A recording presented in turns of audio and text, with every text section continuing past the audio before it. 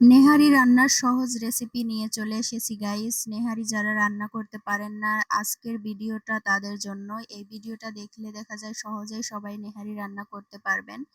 যাই হোক গাইস, আসসালামু আলাইকুম, কেমন আছেন সবাই? আশা করি সবাই ভালো। আপনাদের কাছে আবারও অনুরোধ করছি আমার ফুল ভিডিওটা দেখার। আর এইখানে মা হচ্ছে গরুর খুরটা ছাড়িয়ে নিচ্ছে। গরুর যে পায়ের দিকের খুরটা থাকে, সবাই বলতে পারেন যে খুর খাওয়া জায়েজ না, এটা সেটা অনেক কিছুই বলতে পারেন, কিন্তু এটা আগে খাওয়ার নিয়ম ছিল না। এখন কিন্তু এটা সবাই অনেক পছন্দ করে, সবাই খায়, শুধু আমরা না। আমাদের এইদিকে এই কিছুদিন হলো এইদিকে সবাই খাওয়া ধরছে, বাট আশেপাশের এলাকায় আমি আগে থেকেই দেখছি, অনেক আগেই সবাই এটা খায়। যাই হোক গাইস, এইখানে আমি হচ্ছে হলুদের গুঁড়া, মরিচের গুঁড়া, নুন আর হচ্ছে মাংসের মশলা, এই কয়েকটা জিনিস অ্যাড করে নিয়ে ভালো মতো হাড্ডিটা মাখিয়ে নিব। আসলে হাড্ডিটা মাখানো যাবে না, দেখা যায় হাতে লাগতে পারে, সেক্ষেত্রে আপনারা পাতিল বা যে কোনো বলে নিয়ে জাকিয়ে নিতে পারেন, ভালো মতো মাখানো হবে। আর সামান্য একটু কিন্তু হচ্ছে তেল দিয়ে দিয়েছি গাইস, কারণ তেল দিলে হচ্ছে ওইটা তো জাল দেওয়া হবে, এর কারণে হচ্ছে সামান্য একটু তেল দিয়ে দিছি। এবার পরিমাণ মতো পানি দিলাম। আর হাড্ডিতে অনেক পানি লাগে, কারণ এটাও 2-3 দিন ধরে জাল করা হবে, এর কারণেই হচ্ছে অনেক পানি দিতে হয়। যাই হোক, আমি পানি দেওয়া আমার শেষ। আমি ওইটা 2-3 দিন লাগে নাই আমার, একদিন জাল দিয়েছি। একদিন সকাল বিকাল, আর হচ্ছে তারপরে আবার আরেকদিন, মানে সকাল জাল দিয়ে হচ্ছে রান্না করে নিব। এই তো এবার আমি হচ্ছে সেটা রান্না করার জন্য এইখানে পেঁয়াজ আর হচ্ছে মশলা, এলাচ, দারুচিনি, তারপরে হচ্ছে গোটা জিরা দিয়ে একটা ভাজা মশলা করে নিচ্ছি। ভাজা মশলাটা হচ্ছে নামানোর আগে দিব, তাহলে অনেক সুন্দর একটা স্মেল আসবে আর অনেক খেতেও ভালো লাগবে, কালারটা অনেক সুন্দর আসবে ভাজা মশলাটা দেওয়ার পর। তারপরে আমি হচ্ছে সেটাই, মানে ভাজা মশলার সাথে অ্যাড করার জন্য আরো কিছু শুকনা মরিচ নিলাম। শুকনা মরিচ দিলে কালারটা অনেক বেশি ভালো লাগে, আর শুকনা মরিচের যে একটা সেন্ট আছে, ভাজার পরে যে একটা সেন্ট বের হয়, অনেক সুন্দর একটা সেন্ট। এবার হচ্ছে আমি শুকনা মরিচটা ভালো মতো ভেজে নিচ্ছি গাইস। এই তো দেখেন, আমার শুকনা মরিচ কিন্তু ভাজা শেষ। আমি এবার শুকনা মরিচটা তুলে নিব। এইভাবে আপনারা যদি এইভাবে ফলো করে রান্না করেন, যারা রান্না করতে পারেন না, হাড্ডি অনেকেই আছে কিন্তু রান্না করতে পারে না ভালো মতো, দেখা যায় হাড্ডি রান্নাটা সবাই পারে না, সেক্ষেত্রে এই ভিডিওটা দেখলে কিন্তু আপনারাও চাইলে এইভাবে রান্না করে দেখতে পারেন কিরকম টেস্ট হয়। আমি তো বলবো সহজ পদ্ধতি বা সহজভাবে রান্না করার একটা অনেক সুন্দর একটা ভালো একটা ওয়ে। যাই হোক, এবার আমি এখানে দিয়ে দিলাম হচ্ছে কুচানো পেঁয়াজ, বেরেস্তা করে নিব। আসলে হাড্ডিতে বেরেস্তা দিলে অনেক বেশি ভালো লাগে, যেরকম হালিমে কিন্তু আমরা বেরেস্তা খেয়ে থাকি, মানে তারা অনেক বেশি লাগে আর কি, হালিমে বেরেস্তা দিলেও ভালো লাগে অনেক বেশি। এবার আমি বেরেস্তা করে নিয়েছি, জাস্ট 2 ভাগ বেরেস্তা, 1 ভাগ তুলে নিয়েছি আর 1 ভাগ এইখানে রেখে সামান্য একটু পানি দিয়ে দিয়েছি। তার সাথে দিয়ে দিয়েছিলাম গোটা মশলা, এলাচ, দারুচিনি, তারপরে হচ্ছে গোটা জিরা। যাই হোক, এইখানে আমি দিলাম হচ্ছে পেঁয়াজ বাটা, আদা বাটা, রসুন বাটা, জিরা বাটা, সব বাটা মশলা দিয়ে দিলাম। আর আমাদের কিন্তু বাটা মশলাই রান্না হয়, কোনো প্রকার ব্লেন্ডার বা কোনো কিছু মানে ইলেকট্রিক জিনিসে আমরা কোনোদিন, বেশিরভাগই আমরা হচ্ছে ব্যবহার করি হচ্ছে শিলপাটা, কারণ শিলপাটার বাটা মশলার দেখা যায় টেস্ট অনেক বেশি বাড়িয়ে দেয়। আর যেহেতু হচ্ছে মাটির চুলার রান্না, সেহেতু রান্না কিন্তু অনেক বেশি ভালো লাগে। যাই হোক, এবার আমি হচ্ছে মশলাটা ভালো মতো কষিয়ে নিচ্ছি, কারণ বাটা মশলার একটা কাঁচা যে গন্ধ থাকবে রসুন পেঁয়াজের, সেটা চলে যাবে, এর জন্য আমি মশলাটা ভালো মতো কষিয়ে নিচ্ছিলাম। এখানে দিয়ে দিচ্ছি নুন, আর দিব বাকি গুঁড়া মশলা। গুঁড়া মশলা তো আগেই দেই নাই, কারণ এটা ভাজা ভাজা হওয়ার পরে আমি গুঁড়া মশলাটা অ্যাড করবো, এর কারণে হচ্ছে গুঁড়া মশলাটা আগেই দেই নাই।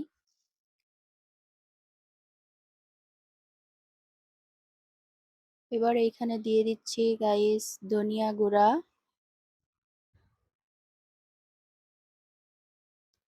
তার সাথে দিয়ে দিব হচ্ছে হলুদ মরিচের গুঁড়া, আসলে গাইস মানুষ বলে হচ্ছে কাশ্মীরি লঙ্কা আর আমাদের হয়ে গেছে কাশ্মীরি হলুদ। কারণ কোনটা যে হলুদ আর কোনটা যে হচ্ছে আহ মরিচের গুঁড়া সেটা একদমই বোঝা যায় না। আর যে কেউ বুঝতে পারবেই না। এটা বোঝে শুধু একমাত্র আমাদের বাড়িতে আমার মা। কারণ একদমই হচ্ছে মরিচের মতো হলুদ। এটা আমি আগে কখনোই দেখি নাই যে মরিচের মতো হলুদ হয়। যাই হোক, হয়তো আমাদের হাতে বানানো হচ্ছে মশলা, এর কারণে একটু এদিক সেদিক হতে পারে। এবার আমি মশলাটা ভালো মতো কষিয়ে নিচ্ছি গাইস। কারণ মশলাটা ভালো মতো কষিয়ে নিলে দেখা যায় হাড়ের মধ্যে দিলেও সেটা আর হচ্ছে, কারণ হাড্ডি যেহেতু আগে থেকে জাল দেওয়া, এর কারণে মশলাটা কিন্তু মেইন, মশলাটা ভালো মতো কষিয়ে নিতে হবে। তাহলে দেখা যায় মশলাটার কাঁচা স্মেল বা অন্য কিছু থাকলে হাড্ডিতে দিলে ওইটা জাল বা ওইটার সাথে হাড্ডির সাথে মিক্সড হতে একটু টাইম লাগবে। আর মশলাটা যদি ভালো মতো কষিয়ে ভালো মতো দেওয়া যায় তাহলে খেতেও ভালো লাগবে। এই দেখেন আমি হাড্ডিটা জাল দিতে দিতে আমার এই অবস্থা। মানে একদমই হচ্ছে পানি, যে পানিটা দিয়েছিলাম তা অনেকটা কমিয়ে নিয়েছি। আর এত সুন্দর নরম হয়েছে, হাড্ডি অনেক বেশি সুন্দর নরম হয়েছে। আর গরুর পায়া কিন্তু নরম না হলে সেটা খেতেও ভালো লাগে না, হাড্ডির থেকে ছেড়ে ছেড়ে যাবে সেই অবস্থায় হচ্ছে হাড্ডিটা সেই সেই পর্যায়ে রান্না করতে হবে। যাই হোক গাইস, আমি এবার চুলায় বসিয়ে দিলাম হাড্ডির পাতিল।